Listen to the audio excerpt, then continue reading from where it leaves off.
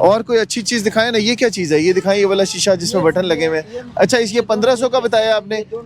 ये दिखाएं, ये देखें, ये भी है, ये भी बड़ा खूबसूरत बना हुआ है। और ये किसी भी गाड़ी में लग सकता है? हाँ ये भी नहीं, ये मुख्तलिफ गाड़ियों में है ना, जिनके अंदर ऑटो का सिस्टम होता है। हाँ ऑटो का सिस्टम होता है और ये बताएं कि ये अभी है कितने का वैसे? ये हमने आपको बोला ना, ये 500 रुपए का दाना है ये भी। ये ऑटोमेटिक भी? हाँ ऑटोमेटिक भी। अच्छा। हाँ हाँ। तो ये तो महंगा होगा वैसे, उससे भी महंगा होगा ना? कौन सा? ये जो नहीं हमारा ये इस तरह ये लाट है ना, लाटा ये वाला ऑटो वाला तो 5,000-6,000 का मिलता होगा। 6,000 का मिलता है बाहर से। 6,000 का मिलता है। आप खुद देखो, ये 6,000 का आपको मिलेगा, लेकिन इधर हमारा जो है ना ये सारा लाट है। हम 500,000 का बस चीज़ बेचते हैं। हर कैमरा, हर चीज़।